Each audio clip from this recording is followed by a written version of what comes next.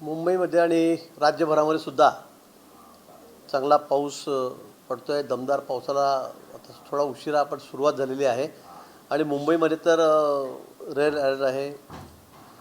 पुणे घाट असेल, सातारा घाट असेल, रायगड, पनवेल, पालघर या ठिकाणी रेड अलर्ट या ठिकाणी जाहीर करण्यात आलेला आहे आणि पाऊस सुरू आहे.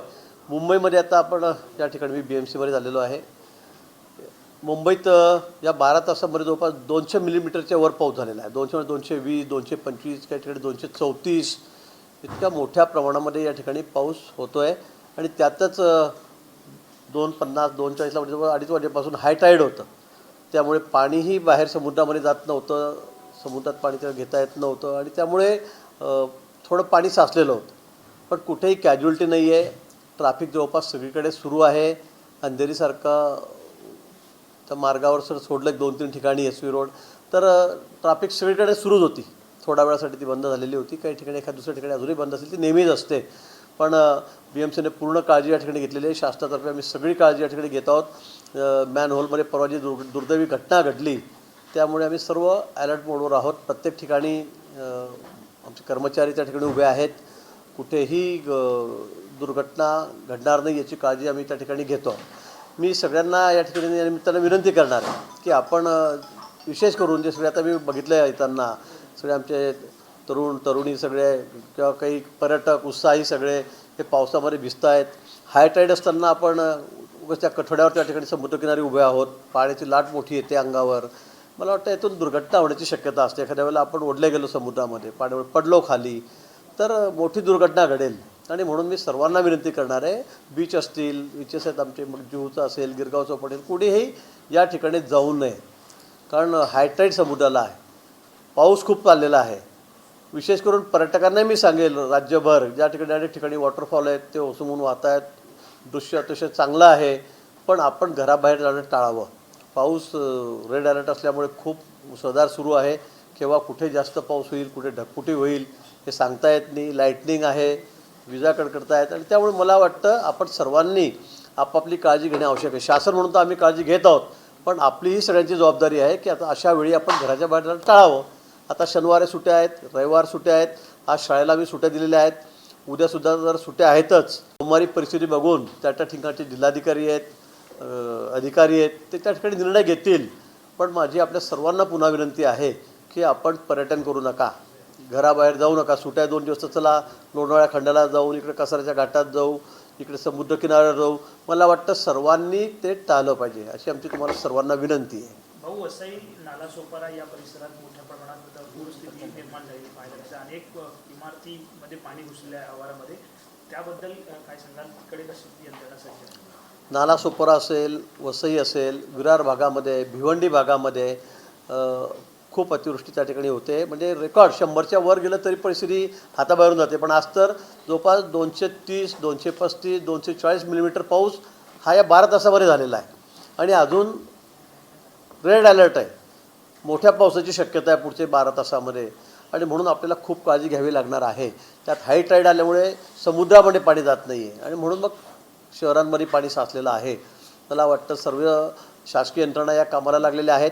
24 तास आम्ही सर्व सेवेमध्ये या ठिकाणी आहोत. मग त्या ठिकाणच्या कॉर्पोरेशन असतील, पोलीस प्रशासन असेल, सगळेच फायर ब्रिगेड असेल, सगळेजण आम्ही त्या ठिकाणी काळजी घेत आहोत. पण पुन्हा मी सगळ्यांना विनंती करेल की आपणही आपली काळजी घेतली पाहिजे. अशा वेळी मुलांना बाहेर पाठवू नका. विशेष करून अनेक ठिकाणी मुलं सगळे पाण्यामध्ये खेळत आहेत, समुद्रकिनाऱ्यावर आहेत.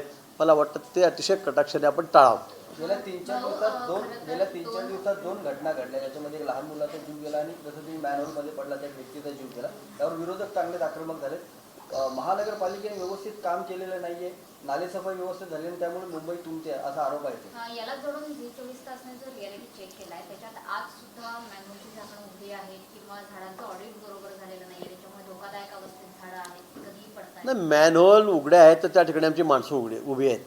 म्हणजे 24 तास आम्ही माणसं जिथे पाणी ते उघडल्याशिवाय पाणी त्यात जाणार नाही, तिथला पाण्याचा निचरा होणार नाही, ते पाणी कमी होणार नाही. आणि म्हणून ज्या ठिकाणी आम्ही ते मॅनहोल ओपन केलेले आहेत त्या ठिकाणी BMCचे कर्मचारी सगळे त्या ठिकाणी उभे आहेत. आपण परवाचंही जर बघितलं, आपण त्या सगळ्या ज्या कॅमेऱ्यात जवळचा स्कॅच झालेला आहे, म्हणजे ते उघडलेलं होतं, मोठा तो स्पॉट होता, त्याचं हॉल मोठं होतं, तिथे एक कर्मचारी उभा आहे, ते बाजूला काढून ठेवलेलं आहे आणि फोनवर बोलत बोलत तो बिचारा सद्यस्थ आला आणि तो डायरेक्ट त्यामध्ये गेला. आता माणूस या खड्ड्याच्या चौकोनी खड्ड्यात या बाजूला उभा, तो चालत आला आणि समोरच्या बाजूने खड्ड्यामध्ये चालला गेला. अतिशय दुर्दैवी घटना झाली, पण तिथेसुद्धा माणूस होता, पण दुर्दैवाने हा याचंही लक्ष नव्हतं, तो सुद्धा समोर त्याच्याकडेच बघत नव्हता, गर्दी होती आणि तो चालत चालत एक मोबाईलवर, त्याचंही लक्ष नाही, खाली एवढा मोठा खड्डा आहे, ओपन होता अगदी, तिथे की पाणी नव्हतं, पण तो त्यामध्ये दुर्दैवाने पडला आणि त्याचा मृत्यू झाला. झाडांच्या बाबतीमध्ये सुद्धा सगळी काळजी आम्ही घेत आहोत, पण अचानक आता एखाद्या वेळेला दुर्दैवी म्हणजे लिस्टमध्येही नसेल आपल्या की हे झाड पडेल, असंही झाड एखाद्याला कोसळतं आणि त्यामुळे घटना घडलेल्या आहेत. परवाची जी लहान मुलाची घटनासुद्धा अतिशय दुर्दैवी आहे, अतिशय दुर्दैवी आहे. पण तेव्हापासून किंवा आधीपासूनसुद्धा BMC सगळी काळजी घेत आहे. सगळ्या झाडांचं आम्ही परीक्षण केलं आहे, निरीक्षण केलेलं आहे. जी झाडं धोक्याची आहेत त्याचा सगळा व्याज जो असतो, झाडाचा फांद्या वगैरे कापणं, कदाचित एखादं झाड पडल्यावर मोठं नुकसानच होईल, जीवितहानी होईल, अशी झाडं काढण्याचं कामसुद्धा या ठिकाणी चाललेलं आहे. पण अशा दुर्दैवी घटनांवर प्रतिक्रिया देताना संयमपणा ठेवला पाहिजे किंवा संयमाने या प्रतिक्रिया दिल्या गेल्या पाहिजेत अशी अपेक्षा राज ठाकरे सुद्धा व्यक्त करतायत. अमित साटमांच्या वक्तव्यावर विरोधकांनी त्याची झोड उठवली आहे. मुख्यमंत्र्यांना त्यांनी पत्र देखील लिहिलेलं आहे. राज्य शासनाकडून पक्षातर्फे काही सूचना जारी करण्यात आल्या आहेत. मला वाटतं ही नैसर्गिक आपत्ती आहे, सगळे संकटात आपण या ठिकाणी आहोत आणि असं करताना मला वाटतं कुठेही त्याच्यात राजकारणाचा लवलेश येता कामा नये. जे झालं आहे ते मान्य केलं पाहिजे, त्याच्यावर दुरुस्ती केली पाहिजे. काय चूक झाली असेल तर त्यावर ज्याला शासन व्हायचं त्यांना झालेलं आहे. आपण झाडाच्या बाबतीमध्ये सुद्धा जे कर्मचारी अधिकारी आहे त्यांनासुद्धा सस्पेंड केलेलं आहे. मॅनहोलच्या बाबतीमध्ये सुद्धा आपण कारवाई केलेली आहे आणि पुढे त्यातून आपण आता धडा घेतलेला आहे खरं म्हणजे. पण असं करत असताना टोकाची कोणीही भाषा करू नये, बोलू नये, माझं हे मत या ठिकाणी आहे. कारण परिस्थिती सगळी नैसर्गिक आपत्तीची आहे आणि त्यावर आपण राजकीय भाष्य सगळ्यांनी टाळावं, जेणेकरून लोकांच्या भावना दुखावतील, लोकांच्या भावना दुखावतील किंवा राजकीय काहीतरी द्वेष निर्माण होईल. मला वाटतं असं कोणी असो, मग विरोधक असो का आमचे लोक असो, सगळ्यांनी टाळलं पाहिजे. पण अमित साटम मुंबई अध्यक्ष आहेत, त्यामुळे त्यांनी जे वक्तव्य केलं की त्यांचा तो व्हिडिओ व्हायरल होत आहे, त्यामुळे संवेदनहीनता हरपले का असा आरोप केला जातो. पक्षाकडून काही त्यांना समज देण्यात आले की त्या सांगण्यात आले. तर या संदर्भामध्ये मला वाटतं माननीय मुख्यमंत्री बोलतील. अमित साटम सिनियर आमचे सदस्य आहेत, आमदार आहेत. माननीय मुख्यमंत्री निश्चित त्यांच्याशी बोलतील. मी त्यांच्याबद्दल बोलावं अशातला कुठलाही भाग नाही. पण मला वाटतं मी पुन्हाही सांगेल की थोडी संवेदना आपल्या सगळ्या लक्षात घेऊन त्या सगळ्या गोष्टींवर आपण भाष्य केलं पाहिजे. कोणाच्याही भावना अशा वेळी तरी आपण या ठिकाणी बोललं पाहिजे. बाकी राजकारणाच्या वेळी आपण राजकारण करू. राज ठाकरे असं म्हणतात की कुठेतरी मुख्यमंत्र्यांचं लक्ष नाही म्हणून भाजपचे नेते जे आहेत, काही नेते जे आहेत ते अशा पद्धतीनं वक्तव्य करत आहेत. नाही, माननीय मुख्यमंत्री मोदयांचं पूर्ण लक्ष आहे. सकाळपासून जवळपास 3 वेळा साहेबांचं माझं बोलणं झालं. खरं म्हणजे आज शनिवार होता. मलासुद्धा नाशिकलाच कार्यक्रम होता, मी नाशिकला जाणार होतो, पण मी मुद्दाम टाळलं कारण मुंबईमध्ये रेड अलर्ट आहे, या ठिकाणी हायटाईड आहे आणि म्हणून साहेबांनीच मला सांगितलं की मुंबई सोडायची नाही, कुठे काय चाललं आहे काय पूर्ण लक्ष ठेव, हे साहेबांनी मला सांगितलेलं आहे. मुख्यमंत्री मोदयांचं लक्ष नाही अशातला कुठलाही भाग नाही, उलट त्यांचं अधिक लक्ष या सगळ्या गोष्टींकडे आहे आणि म्हणून मी शनिवार रविवार असून गावाकडे जात नाही आहे. त्याचं 2 दिवस मी जवळ 3 आठवडे झाले मी गावाकडे गेलो नाही, मी जायला पाहिजे. पण मी मुद्दामून टाळलं कारण मुख्यमंत्री मोदयांनी मला सांगितलं की परिस्थिती थोडी आता नाजूक आहे, त्यामुळे तू कुठेही बाहेर जायचं नाही, म्हणून मी गेलो नाही. आणि म्हणून मुख्यमंत्री मोदी असतील, उपमुख्यमंत्री सगळ्यांचं लक्ष, पूर्ण शासनाचं लक्ष या ठिकाणी आहे. BMC सुद्धा आहे, ते सुद्धा अतिशय पूर्ण लक्ष देऊन या ठिकाणी आहेत. त्यामुळे असं काही समजण्याचं कारण नाही की बाई याचं लक्ष नाही त्याचं लक्ष नाही.